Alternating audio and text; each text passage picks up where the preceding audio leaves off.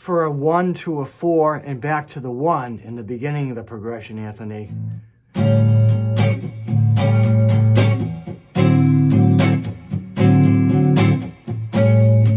Back to the 1 there. So you could do a major type of a sound as opposed to the minor pentatonic, and you might do something like this.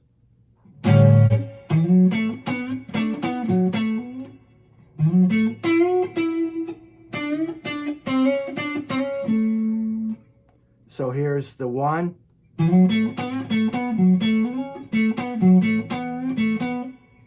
Four. Back to a 1. Or you can throw the minor third in. Then transitioning to the 4 that you're going to sit on for a while. You can do a number of, you can do this lick we talked about.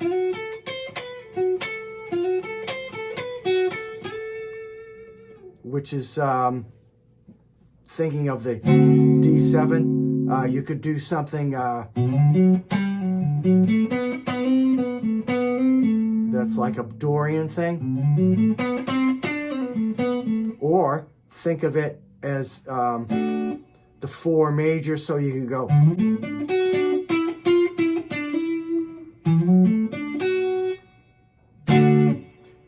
So now, if you don't want to outline the chord so much, you can go back to a stock blues lick. Works because you're outlining a minor sound.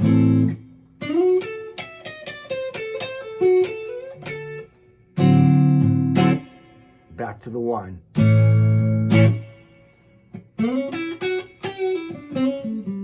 Or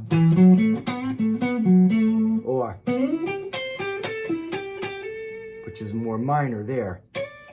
And you want to throw a little third.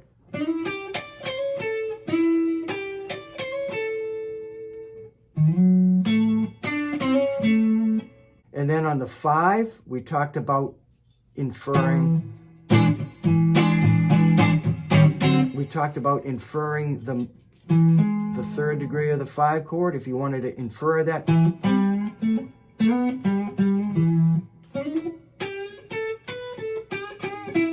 Or that this note is the 3rd.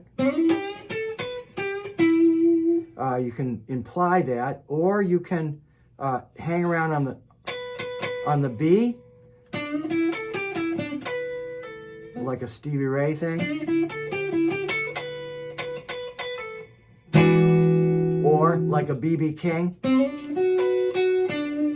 He did that on like a little kind of jump blues on the 5.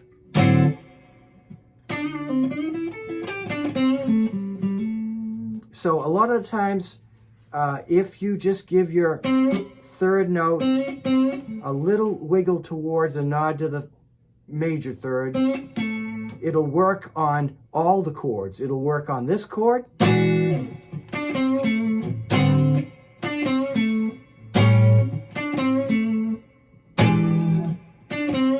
You know, that sounds a little boring, repetitive, but... And then we talked about the 6th shape, major, minor, and that's like a 4 major, 5 major. So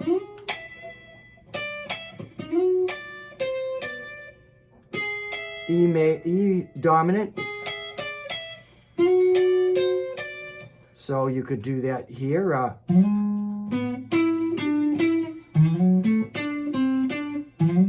Yeah.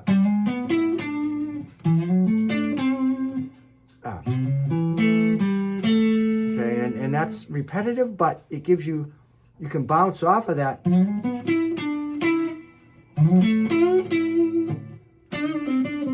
Or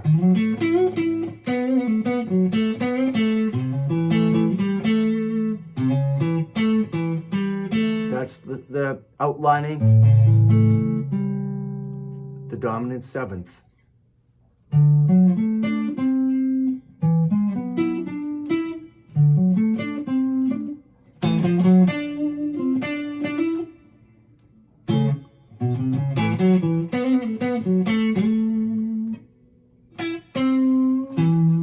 another, so for that last part of the turnaround,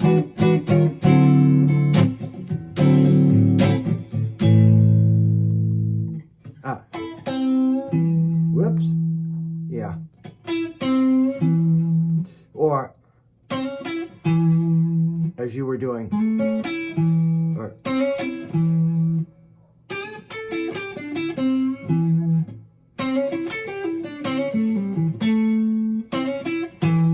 so without a backing track, I'm at a disadvantage to keep you.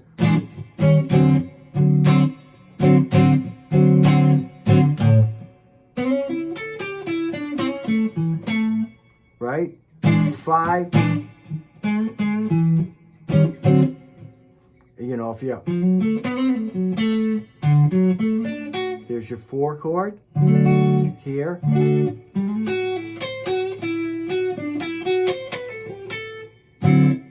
Then back to 1.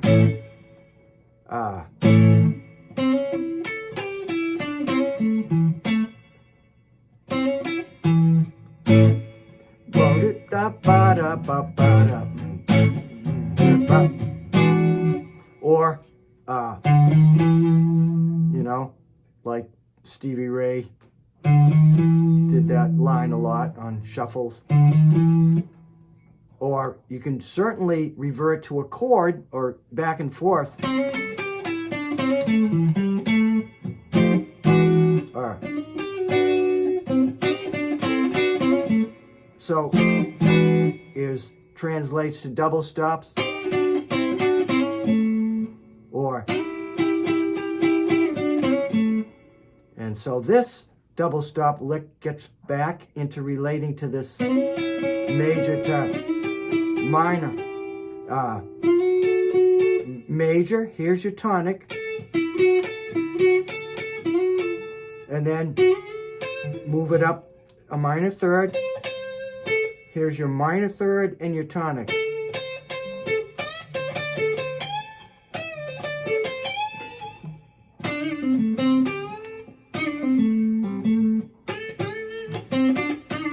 And then we talked about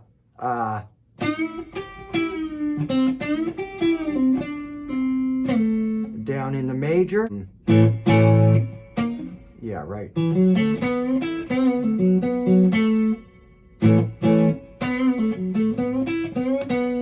then in the minor sound. And even at that, I still am given a slight nod or wiggle to the. Now, if you're doing a straight minor,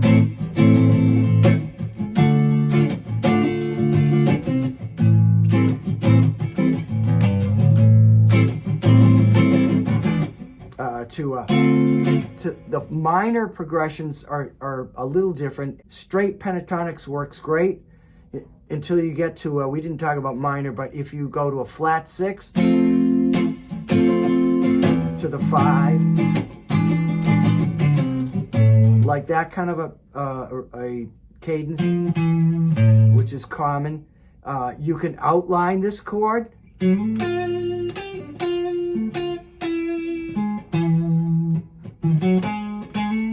Or that's minor harmonic.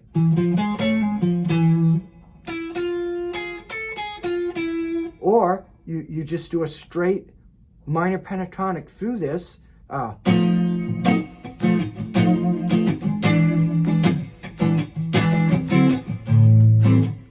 So from the F to the E, you could catch an F there.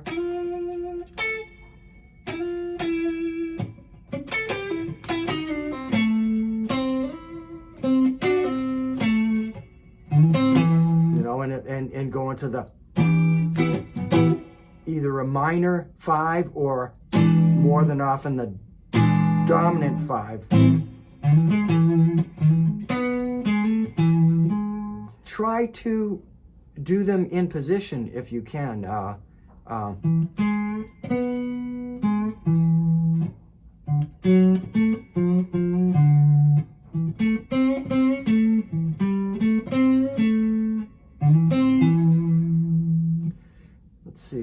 else did we talk about? We talked about double stops.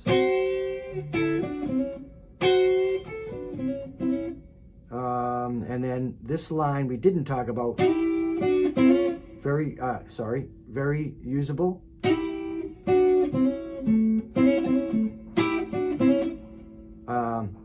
And you can slide.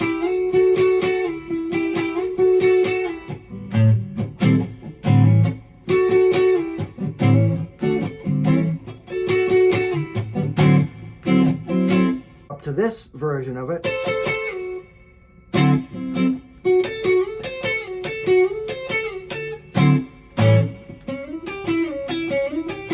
Minor to major.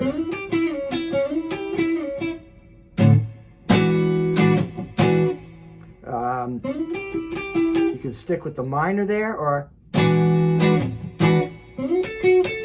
sounds really good.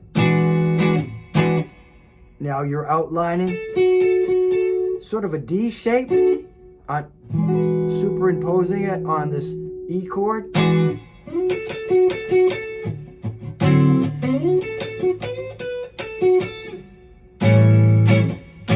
Most of all, use your ear. If you hear a sound, find it and then see if it works. And then vary it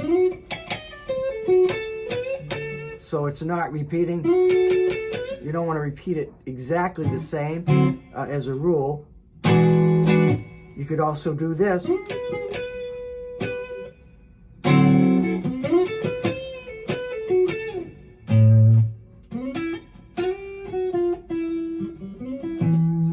And then I mentioned an Albert King lick off of the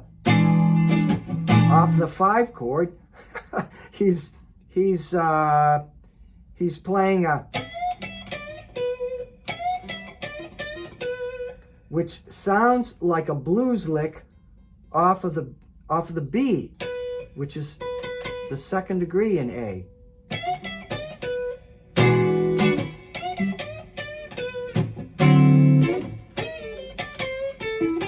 And then he went back into a, that's like Albert King.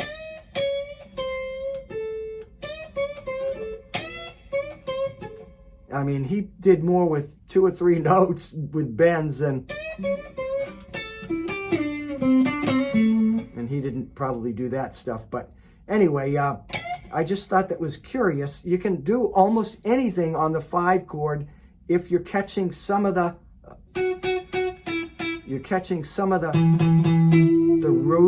root and the 5. You don't have to put that major third in. Minor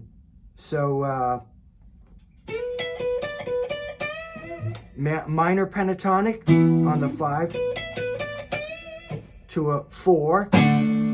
Don't do another minor pentatonic if you don't want it to sound formulaic, like, but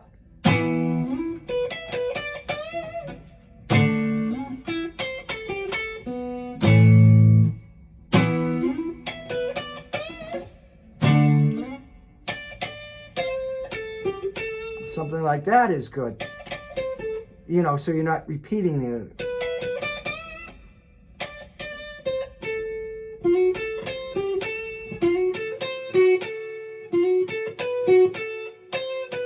See, here's your minor, 3rd to a 2nd to the 1, and then the 6th. There's your flat 7th.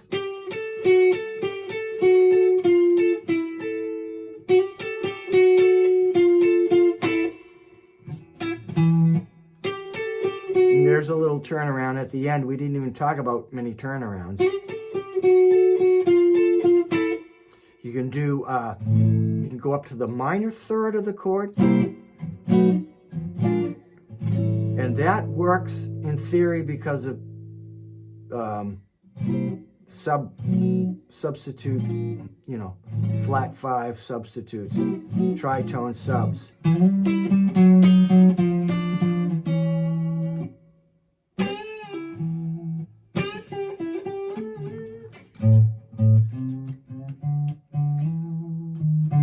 And then we didn't talk too much about chromatics, Anthony, but let's say you're going from the 1 and you want to pull it to the 4 chord, emphasize the flat 7th, and you can go down chromatically for a little interest. And I'm jumping up, not quite an octave, but I'm doing a leap. And then back down again. So think about leaps. So chromatically down to the D.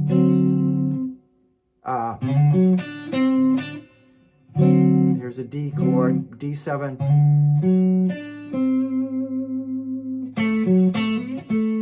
Nice blues lick.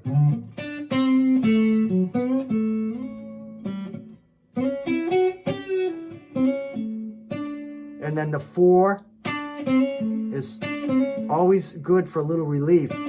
When you get to the 5 chord, the 4 note, when you get to the 5 chord, that 4 note is very important as well as on the 4 chord. You want to hang out on it a little bit more.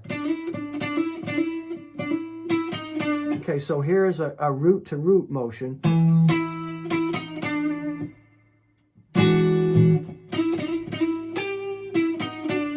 Okay, so I'm like off the 5 chord. I'm not playing a major, I'm playing the minor.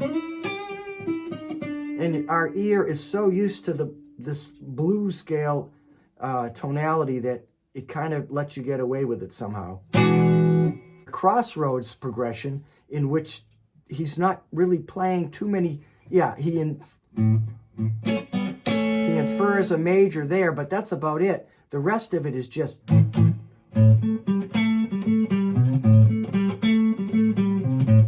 Even on the 5 chord, he plays a major sound, major or minor, just...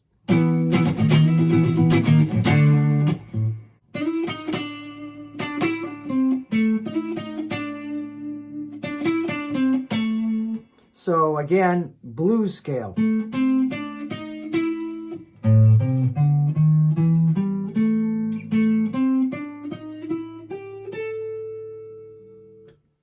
Take it from your root.